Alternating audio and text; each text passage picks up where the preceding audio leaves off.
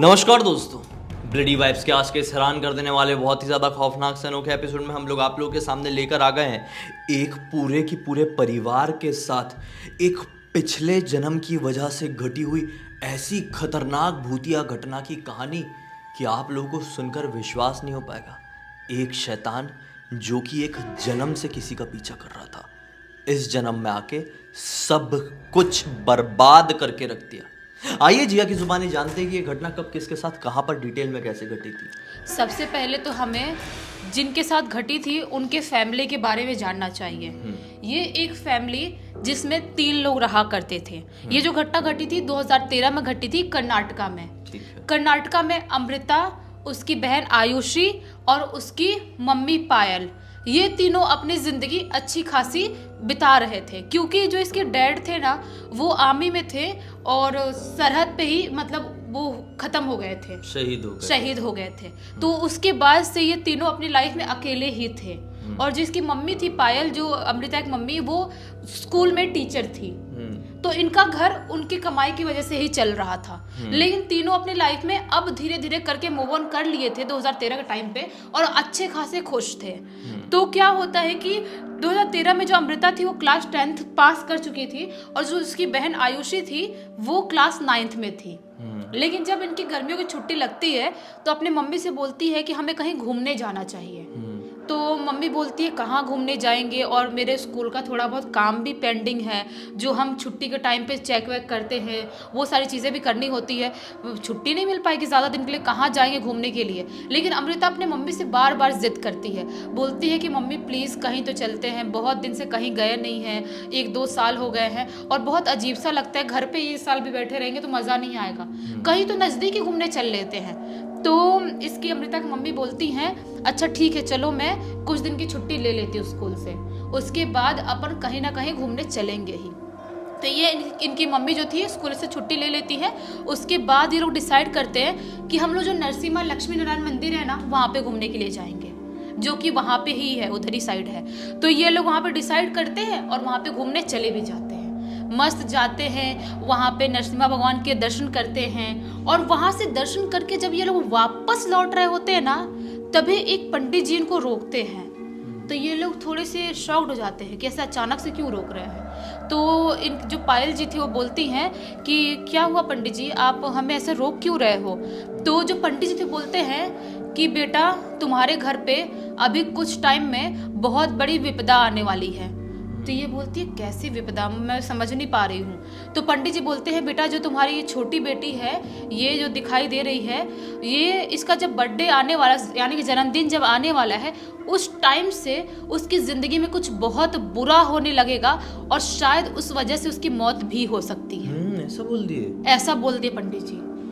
तो जो पायल जी थे वो और अमृता दोनों बिल्कुल घबरा जाते हैं, दोनों बिल्कुल शॉक्ड हो जाते हैं कि पंडित जी इतनी बड़ी बात ऐसे कैसे बोल रहे हैं। लेकिन खुद को बोलते ना दिल में दिलासा देने के लिए अमृता जी क्या बोलती हैं कि पंडित जी ठीक है आपने बता दिया वो सही बात है, लेकिन मैं ये सारी चीज़ों पर विश्वास नहीं करती, मैं ये सब नहीं मानती, ठीक है। पैर पड़ती है पंडित जी के और वहाँ से निकल जाती हैं।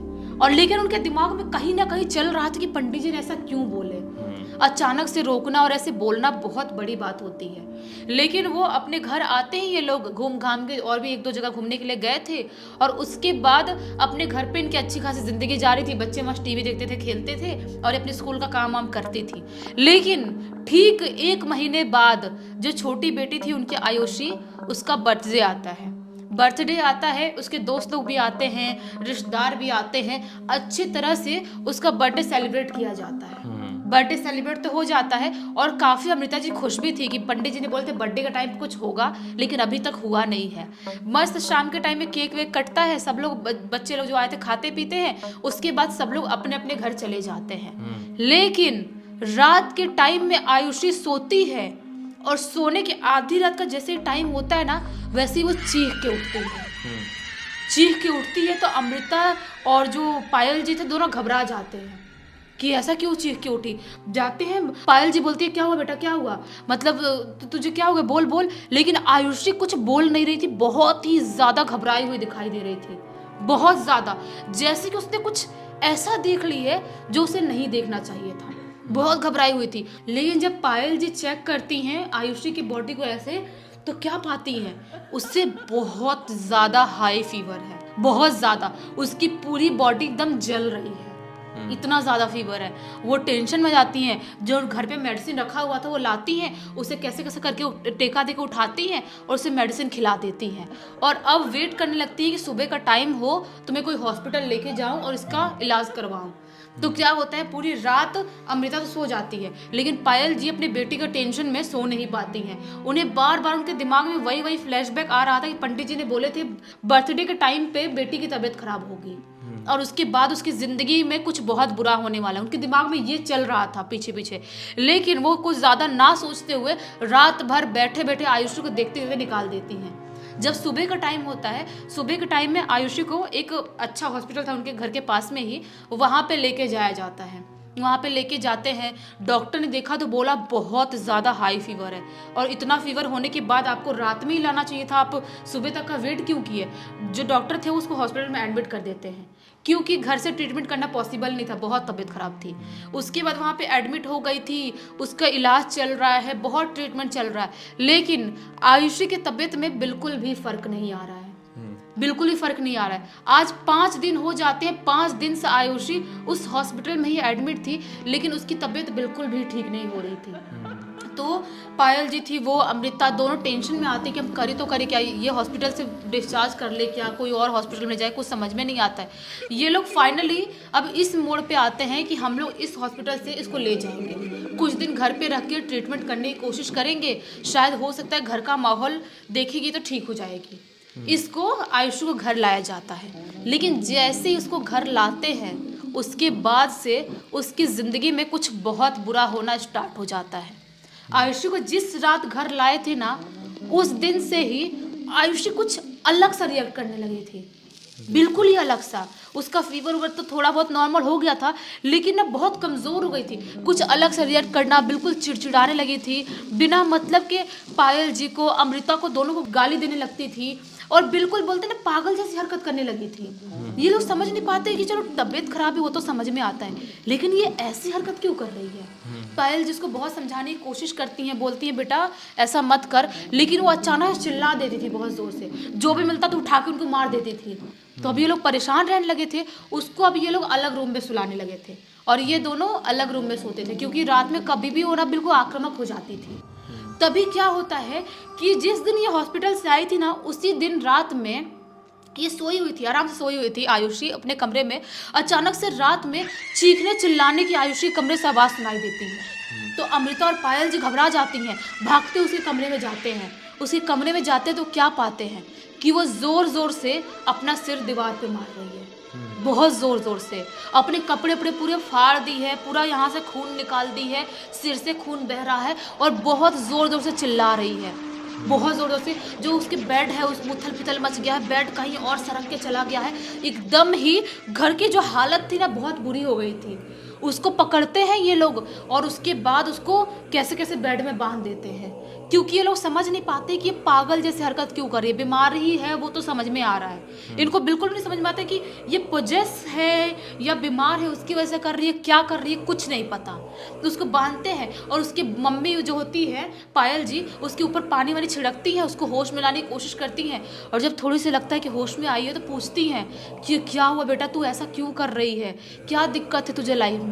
तो बताती है कि मम्मी वो मुझे मार डालेगा, वो मुझे सपने में परेशान कर रहा है, और ऐसे भी कभी भी आता है, और अभी वापस से मेरे बेड के पास बैठा हुआ था आके, और वो बहुत खतरनाक है मम्मी, वो मुझे मार डालेगा। मम्मी बोलती कौन है, कौन मार डालेगा, बता कौन है वो।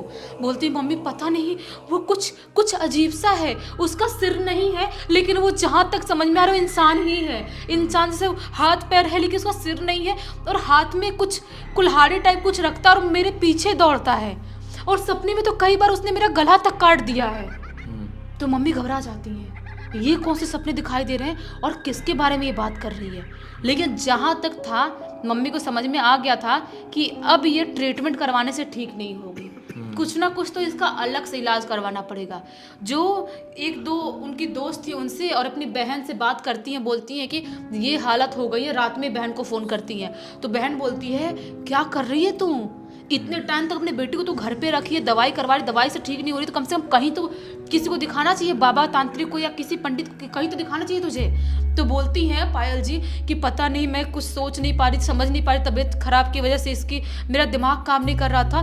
तेरे पहचान में है क्या कोई? अपने बहन से बोलती है। उनकी बहन बोलती है हाँ हमारे यहाँ पहचान में है, जहाँ से मैं कल हो सकता है तो बाबा जी को लेके तेरे यहाँ कर्नाटका में आ जाऊंगी।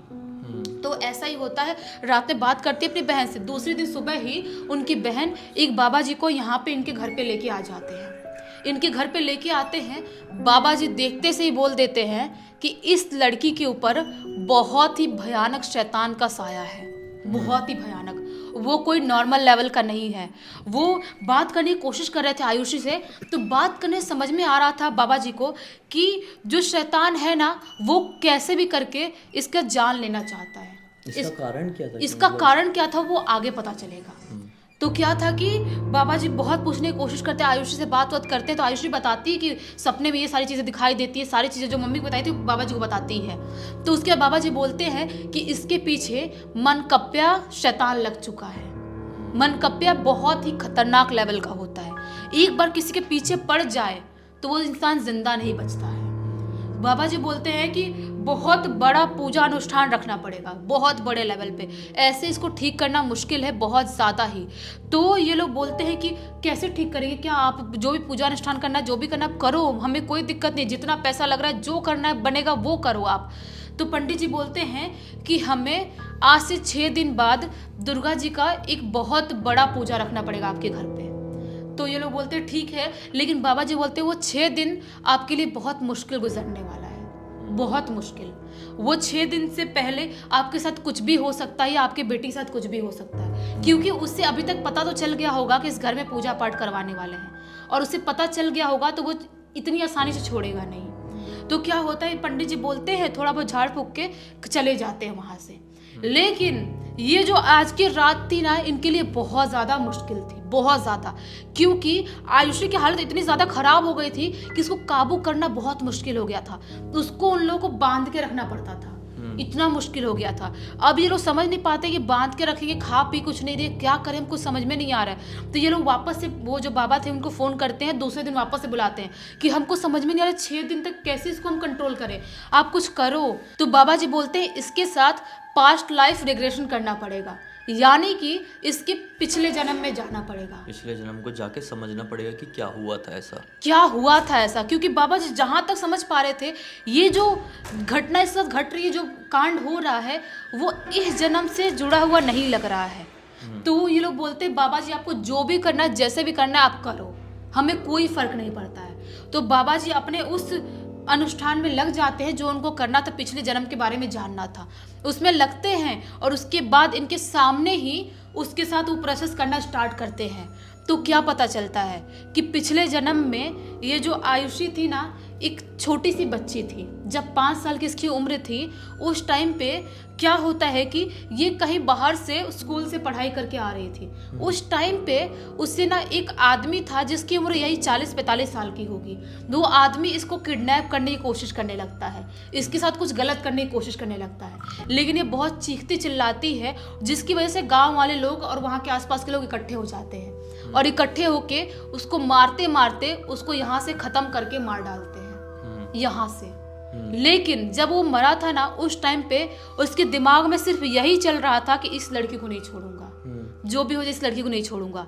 तब से लेके अभी तक वो शैतान उस लड़की के पीछे पड़ा हुआ था। वो मनकप्या की योनि में चले गए। हाँ, मनकप्या की योनि में चला गया, क्योंकि यहाँ से उसको खत्म कर दिए थे ना काट के, इसलिए। मनकप्या का ये वाला पार्ट नहीं होता है। हाँ। तो बाबा जी बताते हैं कि तब से लेके अभी तक इस लड़की के पीछे पड़ा हुआ था, और अभी जाके इसके दूसरे जन्म में भी, अभी जाके भी उसका पीछा नहीं छोड़ रहा है। उसकी सिर्फ एक ही ख्वाहिश है कि इस बच्चे की मौत हो जाए। बाप रे, मनकप्या तो सचमुच में बहुत ही ज़्यादा खौफनाक होते हैं, और अगर उसका पास्ट इतना ज़्यादा डरावना रहे तो सोचो क्या होगा, वो कितना ज़्यादा क्रूर बन सकता है और सब कुछ बर्बाद करके रख सकता है। हाँ, अभी सब कुछ ठीक है। अभी क्या होता है कि उसके बाद बाबा जी इनके घर पे ही रुकते हैं, मासी और भी एक दो रिश्तेदार आ जाते हैं, इनके घर पे रुकते हैं, क्योंकि आयुषी को कंट्रोल करना बहुत मुश्किल था। जितने दिन जब तक वो माता रानी की जो दुर्गा जी का पूजा अनुष्ठान नहीं करना था, उतने टाइम तक यहाँ बाबा जी रुके रहे, और आखिरी दिन दुर्गा जी का अनुष्ठान पूजा हुआ, हवन हुआ, उसके बाद से जाके आयुषी अपने लाइफ में, अपनी जिंदगी में नॉर्मल हो पाई। लेकिन 2013 का वो टाइम है और आज का टाइम है, आज तक ये लोग भूल नहीं पाए हैं उस दिन को, जब वो महीना जो उनके लिए इतना खौफनाक गया हुआ था, पूरा महीना। यहाँ तो एक आध रात एक आध दिन की बात नहीं है भाई, पूरे लगभग 1 महीने की बात है। हाँ, बहुत डरावना एक्सपीरियंस रहा होगा उन लोगों का इस मन कप्प्या को फेस करने का। वही तो अमृता जो उसकी बहन है जिसने स्टोरी लिख के भेजी है, वो बोल रही थी जब मैं स्टोरी लिख रही थी उस टाइम तक मेरे हाथ कांप रहे थे और मैं अंदर से बिल्कुल डरी सहमी हुई थी। उम्मीद करते हैं कि अब सब कुछ ठीक हो गया होगा और आगे भी ठीक रहेगा। तो इसी बात पे इस कहानी का अंत करते हैं। अब तक इस वीडियो को देख लिए हैं तो लाइक जरूर कर देना, चैनल को सब्सक्राइब करके बेल आइकन दबा के ऑल के ऑप्शन में क्लिक करना है, क्योंकि इसी तरह के हैरान कर देने वाले खौफनाक वीडियोस डेली आप लोगों के सामने लेके आते रहते हैं। इंस्टाग्राम के लिंक इस वीडियो के डिस्क्रिप्शन बॉक्स में मिल जाए, क्लिक करके डायरेक्टली वहां पर पहुंच जाना। और इसी तरह की कोई भी कहानी, टॉपिक या जानकारी आप लोगों के पास भी है तो लिंक भेजिए, हो सकता है हमारा अगला वीडियो कल आप लोगों के हिसाब से बन रहा हो। हमारे गेमिंग चैनल ब्लडी सत्य गेमिंग और शायला गेमिंग दोनों की लिंक वीडियो के डिस्क्रिप्शन बॉक्स में डाल दे रहे हैं। गेमिंग देखने या खेलने का शौक है तो वहां पे भी जुड़ जाना, बहुत मजा आएगा। बाकी आपको यही अंदाज पसंद है तो हम कल बिल्कुल इसी हालत में, इसी तरीके से आप लोगों के सामने फिर से जाहिर हो जाएंगे। तब तक के लिए बहुत बहुत धन्यवाद। आपका दिन शुभ हो।